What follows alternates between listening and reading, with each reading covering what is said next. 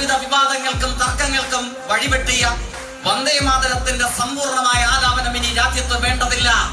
അത് തീരുമാനിച്ചത് 937 ചേർന്ന കൽക്കട്ടയിലെ കോൺഗ്രസിന്റെ പ്ലീനറി സമ്മേളനത്തിലാണ്. ഇതിന്റെ 2 സ്റ്റാൻസകൾക്കപ്പുറം, ആദ്യത്തെ 2 പാരഗ്രാഫുകൾക്കപ്പുറം ഒരു കാരണവശാലും ബാക്കിയുള്ള വാചകങ്ങൾ പാടാൻ പാടില്ല. എന്തുകൊണ്ട് പാടില്ല? അത് ഇന്ത്യൻ മതനിരപേക്ഷതയെ തകർക്കുന്നതാണ്. ഏകശിലാ മനോഭാവത്തിൽ കൊത്തിവെച്ച ഒരു ശിലാഫലകവുമല്ല ഇന്ത്യ എന്ന് പറയുന്നത്. ആയിരക്കണക്കിന് ഭാഷാ ഉപഭാഷാ ഭേദങ്ങൾ, ലിഖിതവും അലിഖിതവുമായ ഭാഷകൾ, ദേശീയതകൾ, ഉപദേശീയതകൾ, വ്യത്യസ്ത മതജാതി സാമുദായിക ചിന്തകൾ.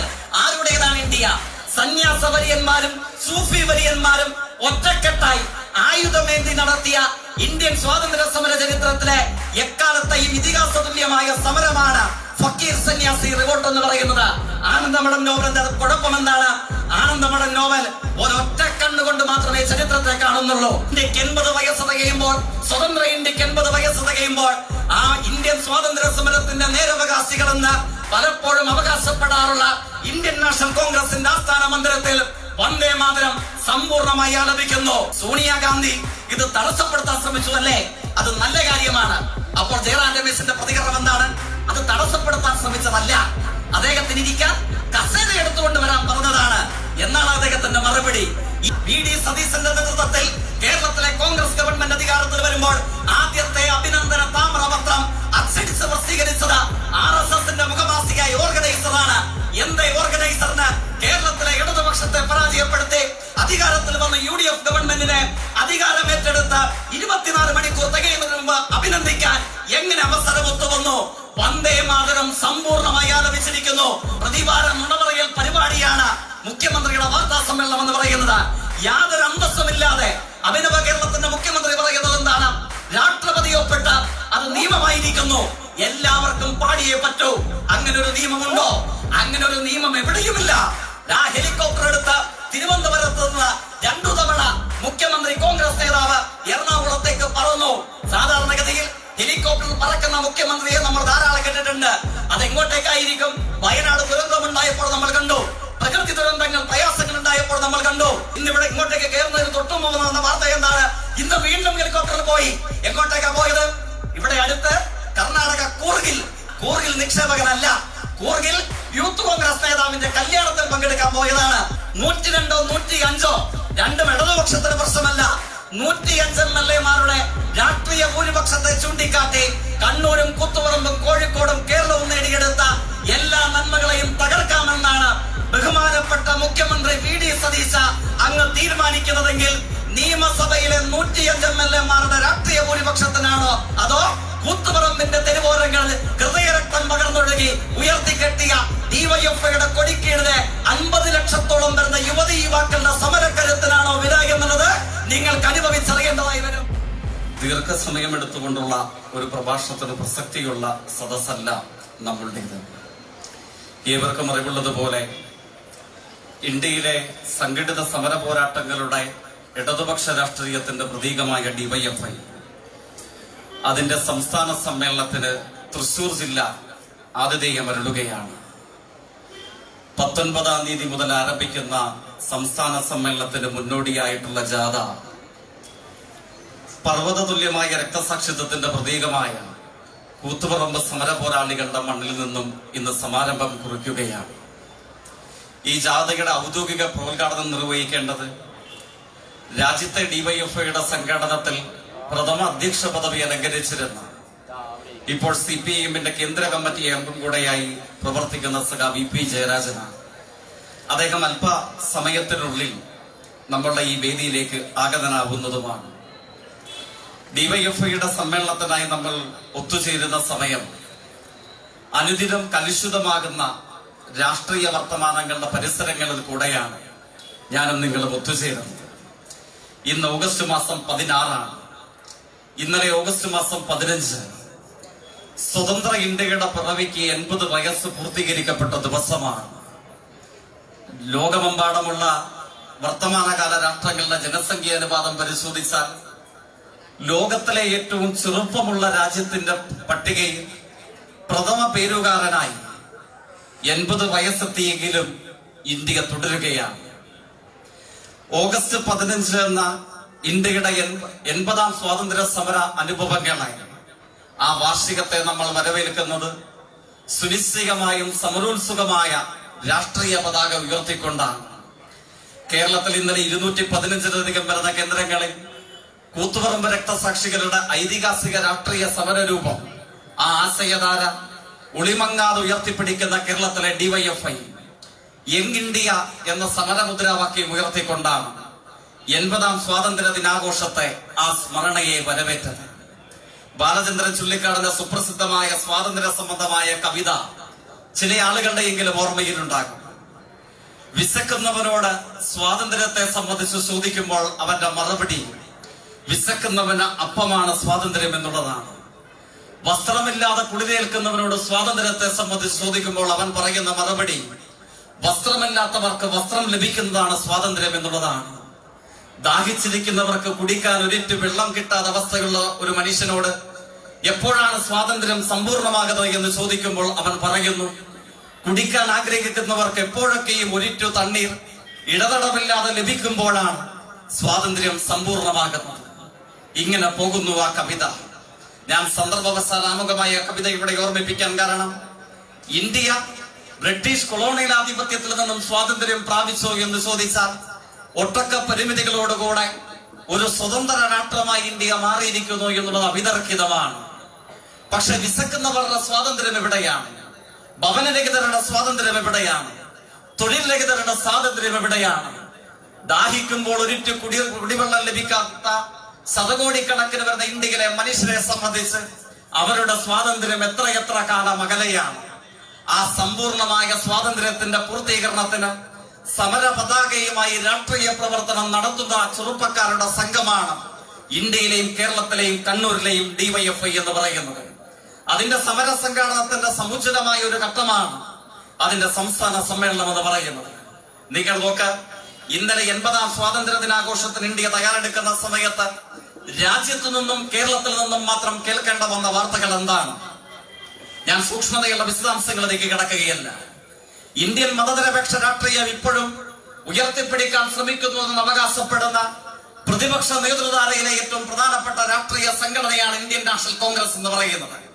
AICCയുടെ ആസ്ഥാന മന്ദിരത്ത് ഇന്നലെ ഏതാണ്ട് 24 മണിക്കൂറുകൾക്ക് പിറകിൽ AICCയുടെ നേതൃപദവി അലങ്കരിച്ചിരുന്ന സമുന്നത നേതാക്കന്മാരുടെ സാന്നിധ്യത്തിൽ ഇപ്പോൾ സാങ്കേതികമായ AICCയുടെ അധ്യക്ഷ പദവി അലങ്കരിക്കുന്നത് മല്ലികാർജുന ഖാർഗെയാണ്. സോണിയാഗാന്ധിയുണ്ട്. ലീഡർ ഓഫ് ഓപ്പോസിഷൻ അഥവാ LOP എന്ന ഇന്ത്യൻ പാർലമെന്റിൽ വിശേഷണത്തിന് അർഹതയുള്ള നമ്മുടെ വയനാട് മുൻ പാർലമെന്റ് മെമ്പറായ രാഹുൽ ഗാന്ധിയുണ്ട്. രാജ്യത്തെ മതനിരപേക്ഷവാദികൾക്ക് ശിരസ് കുനിച്ച് കാണേണ്ട വന്ന ദയാരഹിതമായ ഇന്നലത്തെ കാഴ്ച എന്താണ്? ഒരു അശ്ലീല രാഷ്ട്രീയ കാഴ്ച എന്ന് പറയുന്നത് 1937 കൽക്കട്ടയിൽ ചേർന്ന സ്വതന്ത്രപൂർവ്വ ഇന്ത്യയിലെ അവിഭക്ത ഇന്ത്യൻ നാഷണൽ കോൺഗ്രസിന്റെ പ്ലീനറി സമ്മേളനമാണ്. രവീന്ദ്രനാഥ് ടാഗോർ ആലപിച്ച പലവിധ വിവാദങ്ങൾക്കും തർക്കങ്ങൾക്കും വഴിവെട്ടിയ വന്ദേമാതരത്തിന്റെ സമ്പൂർണമായ ആലാപനം ഇനി രാജ്യത്ത് വേണ്ടതില്ല. അത് തീരുമാനിച്ചത് 1937 ചേർന്ന കൽക്കട്ടയിലെ കോൺഗ്രസിന്റെ പ്ലീനറി സമ്മേളനത്തിലാണ്. ടാഗോറാണ് ആദ്യമായി ഇന്ത്യയുടെ ചരിത്രത്തിൽ ആദ്യമായി വന്ദേമാതരം ആലപിക്കുന്നത്. ഞാൻ വന്ദേമാതരത്തിന്റെ സൂക്ഷ്മതയുള്ള ചരിത്രത്തിലേക്കല്ല പോകുന്നത്. ഒരു ഗാനം ആലപിക്കുന്നു എന്നുള്ളത് കൊണ്ട് ഇന്നലെയും മറ്റുമുള്ള സംവാദഘടങ്ങളിൽ സംഘപരിവാർ രാഷ്ട്രീയത്തിന്റെ പ്രയോക്താക്കൾ പറയുന്നു വന്ദേമാതരം അതിന്റെ ലളിതമായ അർത്ഥം എന്താണ്? അമ്മയെ വണങ്ങുന്നു എന്നുള്ളതാണ്. ഈ ഒരു ദേശസ്നേഹം ഉൽപ്പാദിപ്പിക്കാൻ സാധ്യതയുള്ള ഈ വരി ഉരുവിടുന്നു എന്നുള്ളത് കൊണ്ട് കേരളത്തിലും കണ്ണൂരും തിരുവനന്തപുരത്തും രാജ്യത്തും മതനിരപേക്ഷ രാഷ്ട്രീയം ഉയർത്തിപ്പിടിക്കുന്നവർ സവിശേഷകരമായ ഇടതുപക്ഷക്കാർ നിങ്ങൾക്ക് എന്താണ് ഇത്ര പൊള്ളൽ? ഈ ചോദ്യം ഇന്നലെ ഉയർന്നു വരുന്നുണ്ട്. വന്ദേമാതരം എന്ന 2 വാചകത്തോടാണോ ഇന്ത്യയിലെ മതനിരപേക്ഷവാദികൾക്ക് പ്രശ്നം? ഈ പ്രശ്നം ആദ്യം സൂചിപ്പിച്ചത് ഡിവൈഎഫ്ഐ ആയിരുന്നില്ലല്ലോ, ഇന്ത്യയിലെ ഇടതുപക്ഷമായിരുന്നില്ലല്ലോ. മഹാത്മാഗാന്ധിയുടെയും പണ്ഡിറ്റ് നെഹ്റുവിന്റെയും മറ്റും സാന്നിധ്യത്തിൽ രവീന്ദ്രനാഥ് ടാഗോറിനെ ഇരുത്തിക്കൊണ്ടു ചേർന്ന കൽക്കട്ടയിൽ ചേർന്ന കോൺഗ്രസിന്റെ പ്ലീനറി സെഷനാണ്. ഇതിന്റെ 2 സ്റ്റാൻസകൾക്കപ്പുറം, ആദ്യത്തെ 2 പാരഗ്രാഫുകൾക്കപ്പുറം ഒരു കാരണവശാലും ബാക്കിയുള്ള വാചകങ്ങൾ പാടാൻ പാടില്ല. എന്തുകൊണ്ട് പാടില്ല? അത് ഇന്ത്യൻ മതനിരപേക്ഷതയെ തകർക്കുന്നതാണ്. ഇന്ത്യ എന്ന ആശയത്തെ സൃഷ്ടിച്ച, അതിന്റെ അടിത്തറയും മേൽക്കുരയും പടുത്തുയർത്തിയ, അതിന്റെ വൈവിധ്യ സമ്പൂർണമായ ആവാസ വ്യവസ്ഥയെ, അതിന്റെ ബഹുസ്വരതയെ, അതിന് ശവപ്പറമ്പൊരുക്കാൻ പര്യാപ്തമാകുന്നതാണ് വന്ദേ മാതരത്തിന്റെ തുടർവരികൾ എന്ന് പറയുന്നത്. അതിനെയാണ് 2026 പുതിയ പശ്ചാത്തലത്തിലല്ല, സംഘപരിവാർ ആധിപത്യമുള്ള ഇന്ത്യൻ പശ്ചാത്തലത്തിലുമല്ല, 937 ഡിവൈഎഫ്ഐയുടെ സംസ്ഥാന സെക്രട്ടറി നമ്മുടെ സ്റ്റേജിലേക്ക് ആഗതനാകുന്നു. നിങ്ങൾക്ക് എല്ലാവർക്കും വേണ്ടി അദ്ദേഹത്തെ സ്വാഗതം ചെയ്യുന്നു. 937 എന്തുകൊണ്ടിത് പാടേണ്ടതില്ല എന്ന് കോൺഗ്രസിന്റെ പ്ലീനറി സെഷൻ തീരുമാനിക്കുന്നു. അത് ഇന്ത്യ എന്ന ആശയത്തിനെതിരാണ്. ഇപ്പോഴും ഓർമ്മിക്കുന്നു, ഇന്ത്യയെ സംബന്ധിച്ചുള്ള ഏറ്റവും ശ്രദ്ധേയമായ ചരിത്ര ഗ്രന്ഥം, ആ ചരിത്ര ഗ്രന്ഥത്തിന് രാജ്യം നൽകിയ തലവാചകം the wonder that was India എന്നുള്ളതാണ്. 2006 സഖ VS കേരളത്തിന്റെ മുഖ്യമന്ത്രിയായിരിക്കെ കേരളത്തിലെ ഭാഷാ ഇൻസ്റ്റിറ്റ്യൂട്ട് അത് മലയാളത്തിലേക്ക് തർജ്ജിമ ചെയ്തു. അർത്ഥസമ്പൂർണമായ തലവാചകം കേരളത്തിലെ ഭാഷാ ഇൻസ്റ്റിറ്റ്യൂട്ട് അതിന് നൽകുകയുണ്ടായി. The wonder that was India എന്ന ഇന്നയോളം ഇന്ത്യയിലെ ഏറ്റവും സമഗ്രമായ ചരിത്ര പുസ്തകത്തിന് കേരളം നൽകിയ അർത്ഥപൂർണമായ വിവർത്തനം എന്ന് പറയുന്നത് ഇന്ത്യ എന്ന വിസ്മയം എന്നുള്ളതാണ്. ഒരൊറ്റ മതത്തിന്റേതല്ല, ഒരൊറ്റ ദേശീയതയുടേതല്ല, ഒരൊറ്റ ഭാഷയുടേതല്ല, ഒരൊറ്റ സമുദായത്തിന്റെയോ ഒരൊറ്റ ജാതിയുടെയോ ഏകശിലാ മനോഭാവത്തിൽ കൊത്തിവെച്ച ഒരു ശിലാഫലകവുമല്ല ഇന്ത്യ എന്ന് പറയുന്നത്. ആയിരക്കണക്കിന് ഭാഷാ ഉപഭാഷാ ഭേദങ്ങൾ, ലിഖിതവും അലിഖിതവുമായ ഭാഷകൾ, ദേശീയതകൾ, ഉപദേശീയതകൾ, വ്യത്യസ്ത മതജാതി സാമുദായിക ചിന്തകൾ, ആരുടേതാണ് ഇന്ത്യ? ഇന്ത്യ എന്ന ആശയം എന്തിനാൽ പടുത്തുയർത്തപ്പെട്ടതാണ്? മാർക്സിസ്റ്റുകാരുടെ പാർട്ടി ക്ലാസ്സിൽ നമ്മൾ നിരന്തരം ഉപയോഗിക്കുന്ന പദമാണ് ബേസ്മെന്റ് ആൻഡ് സ്ട്രക്ചർ, അടിത്തറ മേൽക്കൂര സിദ്ധാന്തം. ഇന്ത്യ എന്ന ആശയത്തിന്റെ അടിത്തറയും മേൽക്കൂരയും എന്ന് പറയുന്നത് ബഹുസ്വരതകളുടേതാണ്, അത്ഭുതങ്ങളുടേതാണ്, വൈവിധ്യങ്ങളുടേതാണ്. വന്ദേ മാതരം എന്ന കവിത, ഈ ഗാനാലാപനം ഉയർ ചെയ്യുന്നത് ബങ്കിംഗം ചന്ദ്ര ചാറ്റർജിയുടെ അദ്ദേഹത്തിന്റെ ചെറുമകൻ ഇപ്പോൾ പശ്ചിമ ബംഗാളിൽ ഏറെക്കുറെ BJPയുടെ പ്രാതിനിധ്യമുള്ള പാർലമെന്റ് മെമ്പറായി ജനപ്രാതിനിധ്യ സഭയിൽ അംഗമായി മാറിയിരിക്കുന്നു. അദ്ദേഹത്തിന്റെ ആനന്ദമഠം എന്ന നോവൽ, ആ നോവലിന്റെ പ്രത്യേകത എന്താണ്? ഞാൻ എല്ലാ വിശദാംശങ്ങളിലേക്ക് പോകുന്നില്ല. ആ പ്രത്യേകത എന്ന് പറയുന്നത് ബംഗാൾ ക്ഷാമത്തിന്റെ പശ്ചാത്തലത്തിൽ 1770 മറ്റോ പശ്ചാത്തലമായി സ്വീകരിക്കുന്നതാണ് ആനന്ദമഠം നോവലിന്റെ കഥാതന്തു. എങ്ങനെ ബംഗാൾ ക്ഷാമം ഉണ്ടാകുന്നു? അത് ബക്സർ യുദ്ധത്തിന്റെ ബാക്കിയാണ്. ബാറ്റിൽ ഓഫ് ബക്സർ എന്ന ഇന്ത്യൻ ചരിത്ര പുസ്തകങ്ങളിൽ പരിമിതികളോടുകൂടെ ഇപ്പോഴും നമ്മൾ പഠിക്കുന്ന ബ്രിട്ടീഷ് ഈസ്റ്റ് ഇന്ത്യ കമ്പനിയുടെ നേതൃത്വത്തിൽ ബീഹാറും ബംഗാളും ഒറീസയും കീഴടക്കാൻ ഇന്ത്യൻ രാജവംശങ്ങളോട് നേരിട്ട് നടത്തിയ യുദ്ധത്തിന്റെ ബാക്കിപത്രമായിരുന്നു ബംഗാൾ ക്ഷാമം എന്ന് പറയുന്നത്. ബംഗാൾ ക്ഷാമത്തിൽ ആനന്ദമഠം നോവലിൽ പറയുന്ന ഒരു വാചകമുണ്ട്: നിങ്ങളുടെ കയ്യിൽ പണമുണ്ടായിട്ടെന്ത് കാര്യം, ഭൂമി ഉണ്ടായിട്ടെന്ത് കാര്യം, സ്വർണമുണ്ടായിട്ടെന്ത് കാര്യം, മുത്തുകളും രത്നങ്ങളും ഉണ്ടായിട്ടെന്ത് കാര്യം, കഴിക്കാൻ ഭക്ഷണത്തിന് ഒരു പിടി നെല്ല് നിങ്ങളുടെ കയ്യിലുണ്ടോ എന്ന ഉള്ളുപൊള്ളുന്ന ചോദ്യം ഉയർന്നു വരുന്നത് ഈ ആനന്ദമഠം നോവലിലാണ്. പക്ഷെ നോവലിന്റെ പ്രത്യേകത എന്താണ്? ഇന്ത്യൻ മതനിരപേക്ഷ രാഷ്ട്രീയ ചരിത്രത്തിലെ ഏറ്റവും പ്രൗഢഗംഭീരമായ ഒരു സമരാനുഭവം ഉണ്ടാകുന്നത് ബംഗാൾ ക്ഷാമത്തെ തുടർന്നാണ്. ബംഗാൾ ക്ഷാമത്തിൽ പട്ടണിക്കാരും അർദ്ധപട്ടണിക്കാരുമായി നിസ്വരം നിരപരാധികളുമായ ലക്ഷോപലക്ഷം വരുന്ന മനുഷ്യർ മാറുന്ന ഘട്ടത്തിലാണ് ഫക്കീർ സന്യാസി റിവോൾട്ട്. അതായത് മുസ്ലിം സൂഫി വര്യന്മാരും ഹിന്ദു സമുദായത്തിലെ സന്യാസികളും ഒറ്റക്കെട്ടായി ബ്രിട്ടീഷ് ആധിപത്യത്തിന്റെ പട്ടിണിയും വിശപ്പും മൂലം മരിച്ചു വീഴുന്ന മനുഷ്യർക്ക് മേൽ അധിക നികുതി ചുമത്താനുള്ള ഈസ്റ്റ് ഇന്ത്യ കമ്പനിയുടെ ബാറ്റിൽ ഓഫ് ബക്സർ അഥവാ ബക്സർ യുദ്ധാനന്തരമുള്ള പുതിയ അധികാരത്തെ പ്രയോജനപ്പെടുത്തി അധിക നികുതി ഭാരം വിശപ്പ് മൂലം മരിച്ചു വീഴുന്ന പശ്ചിമ ബംഗാളിലെ മനുഷ്യർക്ക് മുകളിൽ ചുമത്താൻ ബ്രിട്ടീഷ് ഈസ്റ്റ് ഇന്ത്യ കമ്പനിയും ബ്രിട്ടനും തീരുമാനിക്കുന്നു. അതിനെതിരെ ആരാണ് സമരം ചെയ്യുന്നത്? മുസ്ലിം സൂഫി വര്യന്മാർ, ഹിന്ദുമത സന്യാസികൾ, സന്യാസ വര്യന്മാരും സൂഫി വര്യന്മാരും ഒറ്റക്കെട്ടായി ആയുധമേന്തി നടത്തിയ ഇന്ത്യൻ സ്വാതന്ത്ര്യ സമര ചരിത്രത്തിലെ എക്കാലത്തെയും ഇതിഹാസ തുല്യമായ സമരമാണ് ഫക്കീർ സന്യാസി റിവോൾട്ട് എന്ന് പറയുന്നത്. ആനന്ദമഠം നോവലിന്റെ കുഴപ്പം എന്താണ്? ആനന്ദമഠം നോവൽ ഒരൊറ്റ കണ്ണുകൊണ്ട് മാത്രമേ ചരിത്രത്തെ കാണുന്നുള്ളൂ. ഫക്കീർ സന്യാസി റിവോൾട്ടിൽ ഫക്കീർമാരെ വിടുന്നു. മതന്യൂനപക്ഷ വിഭാഗത്തിൽപ്പെട്ടവർ, അവരുടെ സാമുദായിക ആചാര്യന്മാർ, അവർ ആയുധമെടുത്തുകൊണ്ട് ചോര ചീന്തി നടത്തിയ ഇന്ത്യൻ സ്വാതന്ത്ര്യ സമര ചരിത്രത്തിൽ എക്കാലവും പർവ്വതതുല്യമായി ശിരസുയർത്തുന്ന ആ പോരാട്ട ഏടിൽ ഒരു സന്യാസി റിവോൾട്ട് മാത്രമായി ആനന്ദമഠം ഈ ഫക്കീർ സന്യാസി റിബല്യനെ, ആ ഐതിഹാസികമായ സമരരൂപത്തെ ചുരുക്കി കെട്ടുന്നു. അവിടെ ആരംഭിക്കുന്നു വന്ദേ മാതരത്തിന്റെ കുഴപ്പമെന്ന് പറയുന്നത്. ഇന്ത്യയിൽ നൂറുകണക്കിന് വരുന്ന മതങ്ങളുണ്ട്, ബാക്കി എല്ലാ മതങ്ങളെയും വിടുന്നു. ആയുധമെടുക്കുന്ന ദൈവങ്ങളെ സംബന്ധിച്ച് വാഴ്ത്തു പാടുന്നു. ഏത് പാട്ടാണ് വാഴ്ത്തു പാടുന്നത്? ഈ വന്ദേ മാതരത്തിന്റെ 4, 5, 6, 7 ഖണ്ഡിക അതിന്റെ വാഴ്ത്തുപാട്ടുകളാണ്. ആ വന്ദേ മാതരം പാടാൻ പാടില്ല എന്ന് ഇന്ത്യയിൽ ആദ്യമായി തീരുമാനിക്കുന്നത് ടാഗോറിന്റെ സാന്നിധ്യത്തിൽ ഗാന്ധിയും പണ്ഡിറ്റ് നെഹ്റുവും നേതൃത്വം നൽകുന്ന 937 കൽക്കട്ട പ്ലീനറി സെഷനാണ്. ഐതിഹാസിക സമര രൂപങ്ങൾക്ക് നേതൃത്വം നൽകിയ കൂത്തുപറമ്പ് രക്തസാക്ഷികളുടെ മണ്ണിൽ ഞാനും നിങ്ങളും ഒത്തുചേരുന്ന സമയത്തിന്റെ പ്രത്യേകത എന്താണ്? ഇന്ത്യക്ക് 80 വയസ്സ് തികയുമ്പോൾ, സ്വതന്ത്ര ഇന്ത്യക്ക് 80 വയസ്സ് തികയുമ്പോൾ ആ ഇന്ത്യൻ സ്വാതന്ത്ര്യ സമരത്തിന്റെ നേരവകാശികളെന്ന് പലപ്പോഴും അവകാശപ്പെടാറുള്ള ഇന്ത്യൻ നാഷണൽ കോൺഗ്രസിന്റെ ആസ്ഥാന മന്ദിരത്തിൽ വന്ദേ മാതരം സമ്പൂർണമായി ആലപിക്കുന്നു. അതിനെ സംബന്ധിച്ച് ഇന്നലെ നമ്മൾ കണ്ട ദൃശ്യങ്ങളിൽ മലയാള മാധ്യമങ്ങൾ പറയുന്നു രാഹുൽ ഗാന്ധിക്ക് അസ്വസ്ഥതയുണ്ടായി, സോണിയാഗാന്ധി തടസ്സപ്പെടുത്താൻ ശ്രമിക്കുന്നു. ഒട്ടൊക്കെ നമ്മുടെ മതനിരപേക്ഷവാദികൾ ഒരു ആശ്വാസം കൊള്ളാൻ സാധ്യതയുണ്ട്. കാരണം എന്താണ്? ഇവർക്കറിയാം ഇത് പാടുന്നത് ശരിയല്ല, അത് മതനിരപേക്ഷ രാഷ്ട്രീയം ഉയർത്തിപ്പിടിക്കുന്നവരുടെ അന്തസ്സത്തയ്ക്ക് രാഷ്ട്രീയത്തിന് ചേർന്നതല്ല. അപ്പോൾ അത് തടസ്സപ്പെടുത്താൻ ശ്രമിച്ചുവല്ലോ. കുറച്ച് കഴിയുമ്പോൾ നമ്മൾ കാണുന്ന കാഴ്ച എന്താണ്? കോൺഗ്രസിന്റെ സ്പോക്സ് പേഴ്സണായ പരിസ്ഥിതി മന്ത്രാലയത്തെ മുൻ യൂണിയൻ ഗവൺമെന്റുകളിൽ നയിച്ചിട്ടുള്ള കോൺഗ്രസിന്റെ നേതാവ് ആദരണീയനായ ജയറാം രമേശ് അദ്ദേഹത്തിന്റെ മുമ്പിൽ മലയാള മാധ്യമ പ്രവർത്തകരടക്കം മൈക്ക് വെച്ചപ്പോൾ അദ്ദേഹത്തോട് ചോദിച്ചു, സോണിയാഗാന്ധി ഇത് തടസ്സപ്പെടുത്താൻ ശ്രമിച്ചു അല്ലേ? അത് നല്ല കാര്യമാണ്. അപ്പോൾ ജയറാം രമേശിന്റെ പ്രതികരണം എന്താണ്? അത് തടസ്സപ്പെടുത്താൻ ശ്രമിച്ചതല്ല, അദ്ദേഹത്തിന് ഇരിക്കാൻ കസേര എടുത്തുകൊണ്ട് വരാൻ പറഞ്ഞതാണ് എന്നാണ് അദ്ദേഹത്തിന്റെ മറുപടി. ഈ മറുപടിയുടെ പ്രശ്നം എന്താണ്? ഒരു ഗാനാലാപനത്തെ തടസ്സപ്പെടുത്താൻ ശ്രമിച്ചോ ഇല്ലയോ? ഒരു ഗാനം പൂർണ്ണമായി ആലപിക്കുന്നോ, 2 ഖണ്ഡികകളിൽ ചുരുക്കുന്നോ, ഇതൊരു ചെറിയ പ്രശ്നമായി പലർക്കും തോന്നാം. പ്രശ്നം ഗാനത്തിന്റെ പൂർത്തീകരണം ചുരുക്കലുമല്ല. പ്രശ്നം തടസ്സപ്പെടുത്തുന്നതോ കസാരയെടുക്കാൻ കൈയോങ്ങുന്നതോ അല്ല. പ്രശ്നം വർഗീയതയും മതനിരപേക്ഷതയും തമ്മിലുള്ള ഏറ്റുമുട്ടലാണ്. വർഗീയതയും മതനിരപേക്ഷതയും ഏറ്റുമുട്ടുമ്പോൾ നിങ്ങളും ആരോടൊപ്പം നിലയുറപ്പിക്കും? അത് ലോകത്തിന്റെ അനുഭവങ്ങളിൽ പർവ്വത തുല്യമായ ഇതിഹാസ സമാനമാംവിധം പ്രസക്തമായ ചോദ്യമാണ്. വർഗീയതയും മതനിരപേക്ഷതയും ഏറ്റുമുട്ടിയാൽ തൊക്കിലങ്ങാടിയിലും കൂത്തുപറമ്പിലും മട്ടന്നൂരിലും തലശ്ശേരിയിലും കണ്ണൂരും കേരളത്തിലും ഇന്ത്യയിലും ഞാനും നിങ്ങളും ആരോടൊപ്പം നിലയുറപ്പിക്കും? അത് കസേരയുടെയോ പാട്ടിന്റെയോ പ്രശ്നമായി ചുരുക്കി കാണാൻ കഴിയില്ല. അവിടെ 80 വയസ്സ് ഇന്ത്യക്ക് പൂർത്തീകരിക്കപ്പെടുമ്പോൾ ഇന്ത്യൻ നാഷണൽ കോൺഗ്രസിന്റെ സമുന്നത നേതൃത്വം പറയുന്നത് എന്താണ്?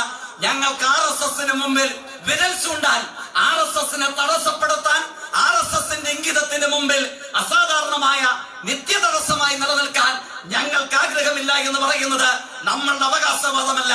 സോണിയാഗാന്ധിയും രാഹുൽ ഗാന്ധിയും ജയറാം രമേശും ഉൾക്കൊള്ളുന്ന ഇന്ത്യൻ കോൺഗ്രസ് നേതൃത്വമാണ്.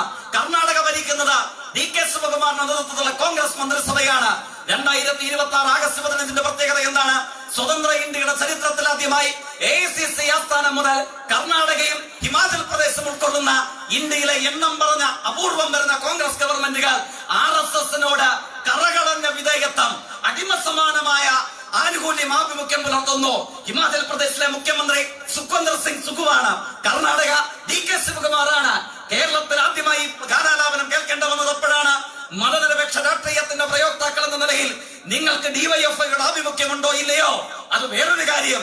ഡിവൈഎഫ്ഐയുടെ ആഭിമുഖ്യം ഉണ്ടെങ്കിലും ഇല്ലെങ്കിലും മതനിരപേക്ഷതയെ തകർത്ത ഞാനും നിങ്ങളും ഉയർത്തിപ്പിടിക്കുന്ന, അല്ലെങ്കിൽ അത്ര ആഭിമുഖ്യം പുലർത്താൻ സാധ്യതയുള്ള മതവിശ്വാസത്തിന്റെ പേരിൽ എന്റെ അരികിലിരിക്കുന്ന നിരപരാധിയായ ഒരു മനുഷ്യൻ കൂത്തുപറമ്പിലും കണ്ണൂരും കേരളത്തിലും കൊല്ലപ്പെടാൻ പാടില്ല എന്നതിൽ നിങ്ങൾക്ക് അഭിപ്രായമുണ്ടോ? എങ്കിൽ നമുക്ക് കരങ്ങൾ കോർക്കാം. സങ്കുചിത രാഷ്ട്രീയ പതാക ഏതുമാവട്ടെ, അങ്ങനെ മതനിരപേക്ഷത ഉയർത്തിപ്പിടിക്കുന്നവർക്ക് മുമ്പിൽ മലയാളികൾ എന്ന നിലയിൽ ലോകത്തിന് മുമ്പിൽ അപമാനഭാരത്തോടെ നമുക്ക് ശിരസ് കുനിക്കേണ്ടതായി വന്നു. എപ്പോൾ വന്നു? ഒരു 10 കാലം നീണ്ടു നിൽക്കുന്ന കേരളത്തിലെ ഇടതുപക്ഷ ഭരണം അവസാനിച്ച് UDF മന്ത്രിസഭ അധികാരമേറ്റെടുത്തപ്പോൾ എങ്ങനെയാണ് കേരളീയ മതനിരപേക്ഷത ഇന്ത്യക്ക് മുമ്പിൽ ശിരസ് കുനിക്കേണ്ടതായി വന്നത്? ആദ്യമായി സമ്പൂർണ്ണ ഗാനാലാപനം. ഏതിന്റെ? ഇന്നലെ AICC ഓഫീസിൽ മുഴങ്ങിയ, ഇന്നലെ ഹിമാചൽ പ്രദേശിലും കർണാടകയിലും കോൺഗ്രസിന്റെ സമ്പൂർണ്ണ പിന്തുണയോടുകൂടെ മുഴക്കിയ ഈ വന്ദേ ഭാരതത്തിന്റെ സമ്പൂർണ്ണ ഗാനാപനത്തിന്റെ അകമ്പടിയോടുകൂടിയിട്ടാണ് അഭിനവ UDF ഗവൺമെന്റ് ഏതാണ്ട് 90 ദിവസങ്ങൾക്ക് പുറകിൽ അധികാരമേറ്റത്. UDF ഗവൺമെന്റ് കേരളത്തിൽ അധികാരമേറ്റപ്പോൾ 24 മണിക്കൂറിനുള്ളിൽ താമര വസ്ത്രവും പട്ടും വളയവും നൽകി ആ ഗവൺമെന്റിനെ അഭിനന്ദിക്കാൻ തയ്യാറായത് ആരാണ്? നമ്മൾ കാണേണ്ടതുണ്ട്. കോൺഗ്രസിന്റെ ദൃശ്യമാധ്യമ പതിപ്പായിട്ടുള്ള ജയ്ഹിന്ദ് ചാനലല്ല, അവരുടെ വാർത്താ മാധ്യമമായി അവകാശപ്പെടുന്ന വീക്ഷണം പത്രമല്ല.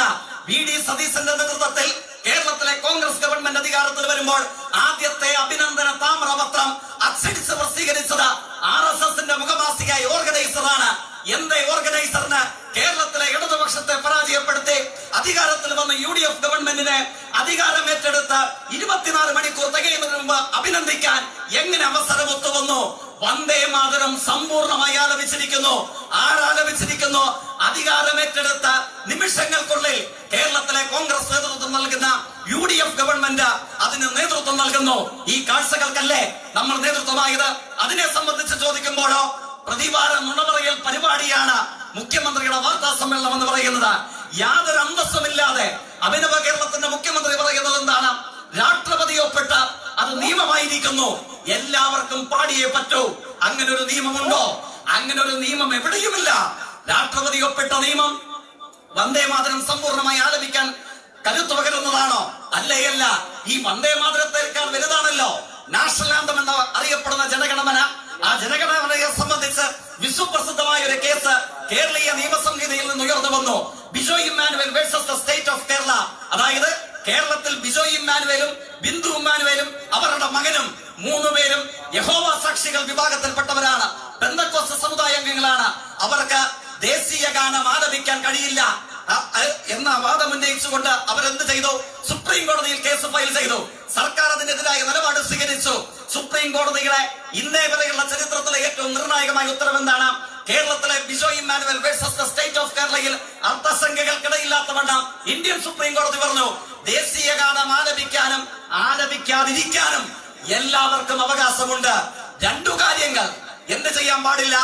ആലാപനത്തെ തടസ്സപ്പെടുത്താൻ പാടില്ല, ആ ആലാപനത്തോട് ബഹുമാനക്കുറവ് കാണിക്കാൻ പാടില്ല.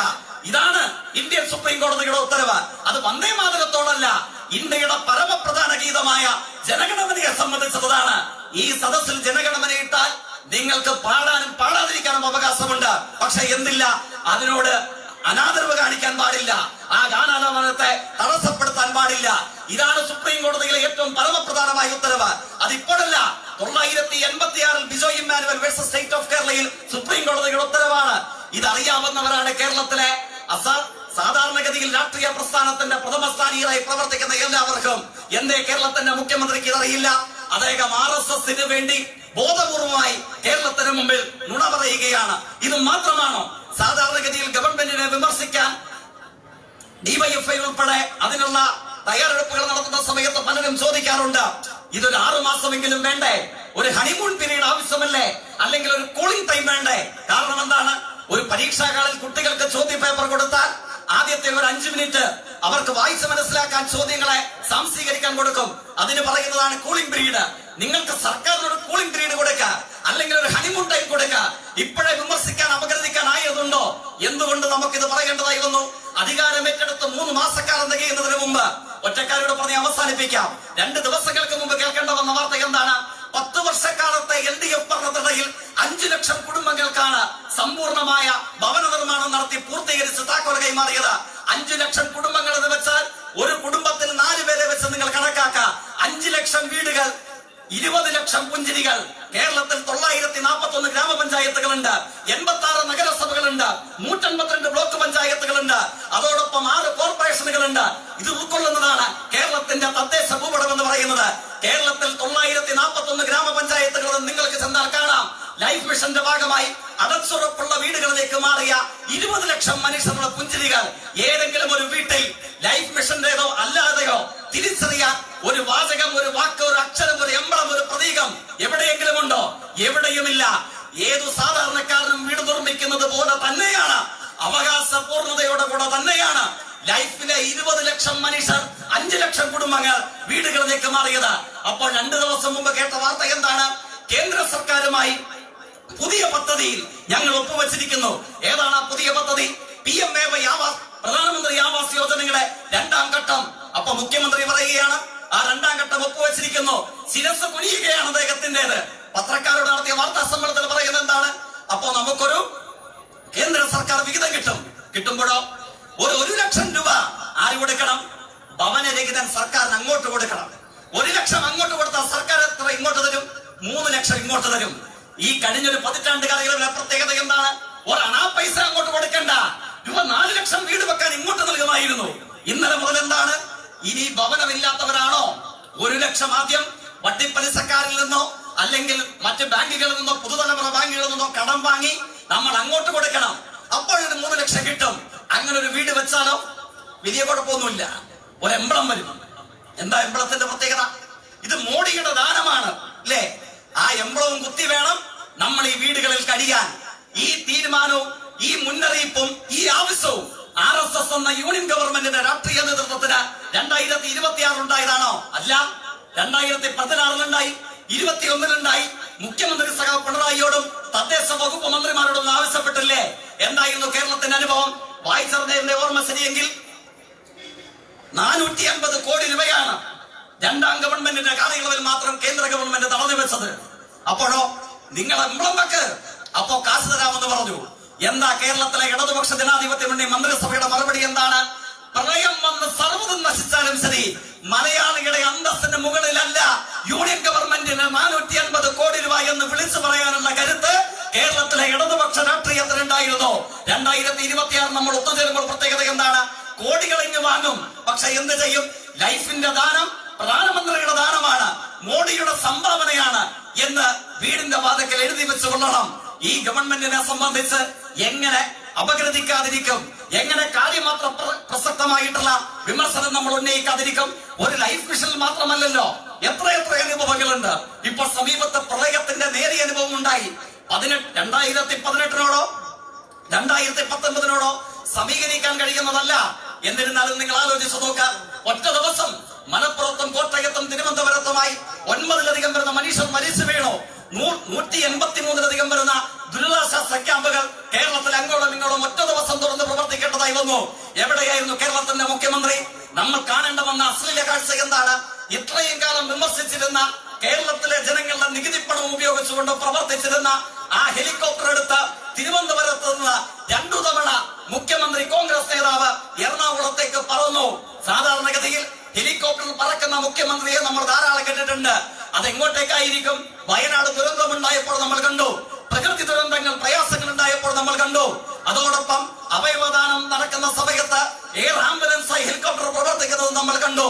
കൊച്ചിയിൽ നിന്നും തിരുവനന്തപുരത്തേക്കുമൊക്കെ മസ്തിഷ്കങ്ങളും മറ്റ് അവയവങ്ങളുമായി പറക്കുന്ന ഹെലികോപ്റ്റർ മലയാളികളുടെ വാർത്താ ചിത്രങ്ങളുണ്ട്. 2026 പ്രളയ ദുരന്തത്തിന്റെ പശ്ചാത്തലത്തിൽ ഒറ്റ ദിവസം കേരളത്തിൽ 9 പേർ നിരപരാധികൾ, നിസ്വരായ മനുഷ്യർ വിവിധ ജില്ലകളിൽ മരിച്ചു വീഴുമ്പോൾ കേരളത്തിന്റെ മുഖ്യമന്ത്രി തിരുവനന്തപുരത്ത് നിന്ന് ഹെലികോപ്റ്റർ എടുത്ത് എങ്ങോട്ടേക്കാണ് പോയത്? ആലുവ ദേശത്തുള്ള വീട്ടിലേക്ക്. അവിടെ നിന്ന് എങ്ങോട്ടേക്ക് പോയി? നിക്ഷേപകനെ കാണാൻ പോയി എന്നാണ് അദ്ദേഹം വാർത്താ മാധ്യമങ്ങളോട് പറഞ്ഞത്.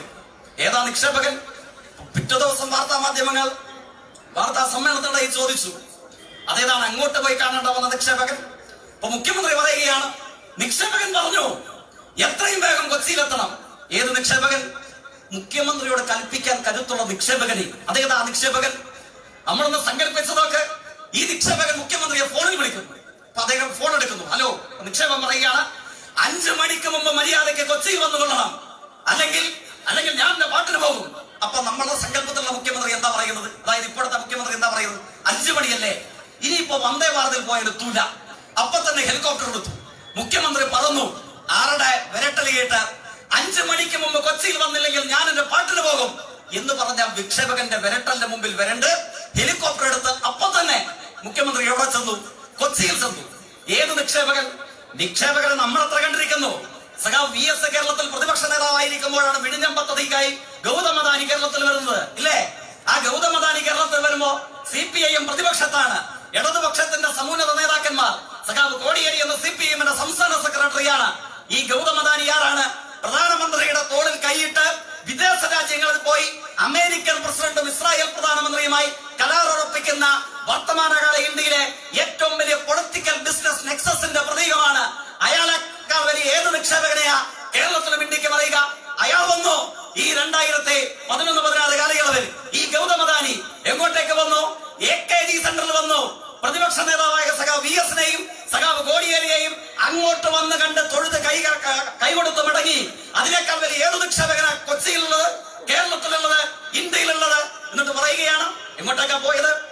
ആലുവ ദേശത്തെ വീട്ടിൽ നിന്ന് എറണാകുളത്തെ സ്വകാര്യ ആശുപത്രിയിലേക്ക് വന്യ വയോധികനായി രോഗശൈലിയിൽ കിടക്കുന്ന വേലായുധനെ കാണാൻ. ആരാ വേലായുധൻ? നമ്മൾ ഇതിനൊന്നും എതിരല്ല.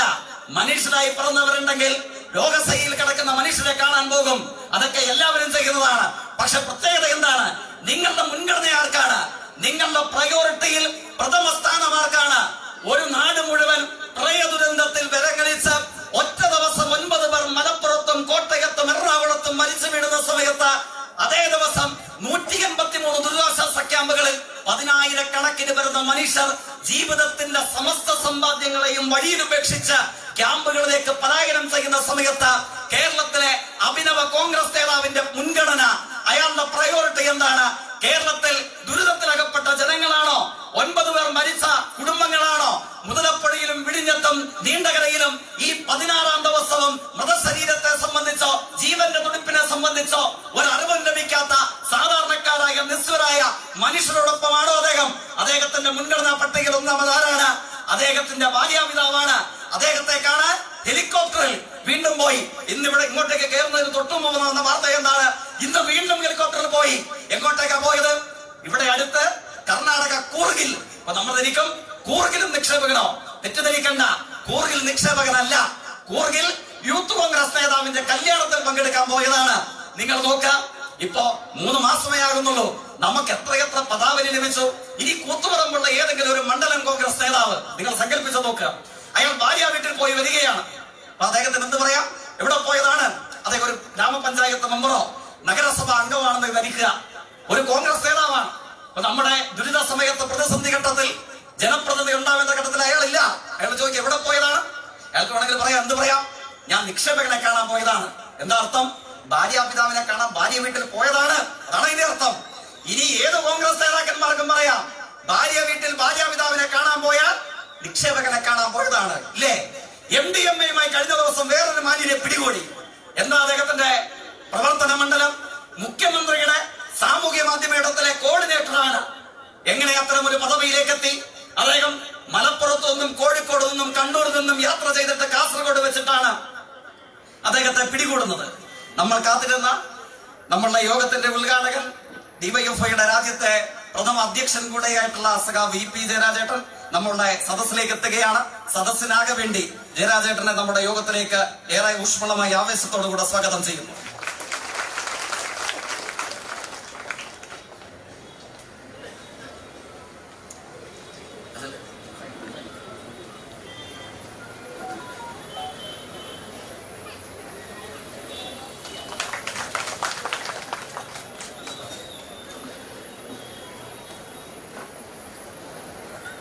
ഞാൻ സൂചിപ്പിച്ചു വന്നത്, മുഖ്യമന്ത്രിയുടെ സാമൂഹ്യ മാധ്യമ ഉപദേഷ്ടാവ് മലപ്പുറവും കോഴിക്കോടും കണ്ണൂരും കിടന്ന് കാസർഗോഡ് വരെ പോലീസ് പരിശോധനകളെയൊക്കെ സുഗമമായി മറികടന്ന് കാസർഗോഡ് വെച്ചിട്ടാണ് പിടികൂടുന്നത്.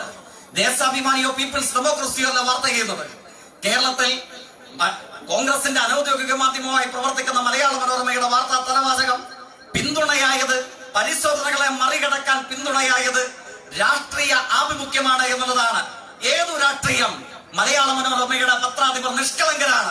അവർക്ക് ഈ MDMA പിടികൂടിയ നേതാവിന്റെ രാഷ്ട്രീയാഭിമുഖ്യം ഏതാണെന്ന് അറിയില്ല. UDF ഭരണകാലയളവിൽ മലപ്പുറവും കോഴിക്കോടും കണ്ണൂരും കടന്ന 3 ജില്ലകളിലെ പോലീസ് പരിശോധനയെ സുഖകരമായി അനായാസേന മറികടക്കാൻ ഉതകുന്ന രാഷ്ട്രീയാഭിമുഖ്യം ഏതാണെന്ന് മലയാള മനോരമയ്ക്ക് അറിയില്ല. ഒടുവിൽ കാണേണ്ട വന്നത് എന്താണ്? കാസർഗോഡ് ജില്ലാ പോലീസ് മേധാവിക്ക് നേരിട്ട് വിവരം ലഭിച്ചപ്പോൾ അദ്ദേഹത്തെ പിടികൂടി. കണ്ണൂരും കോഴിക്കോടും മലപ്പുറത്തും വെച്ച് പോലീസുകാർ കൈനീട്ടുമ്പോൾ കാണിക്കുന്ന ചിത്രം എന്താണ്? ഇപ്പോഴത്തെ അഭിനവ മുഖ്യമന്ത്രി ഈ MDMA കേസിലെ കച്ചവടക്കാരന്റെ വീട്ടിൽ വരുന്നു, പിറന്നാളിന്റെ കേക്ക് മുറിക്കുന്നു. ഇദ്ദേഹം പ്രതിപക്ഷ നേതാവായിരിക്കെ അദ്ദേഹത്തിന്റെ വീട്ടിൽ പോയി അദ്ദേഹത്തിന്റെ ലാപ്ടോപ്പ് എടുത്ത് പെരുമാറുന്നു. കേരളീയ മാധ്യമങ്ങളിൽ സവിശേഷ ശ്രദ്ധ അലങ്കരിക്കുന്ന ഒരു വാർത്തയായി മാറിയോ? ഓപ്പറേഷൻ തൂഫാൻ കോൺഗ്രസുകാർ അഭിമാനത്തോടു കൂടെ പറയുന്നുണ്ട്.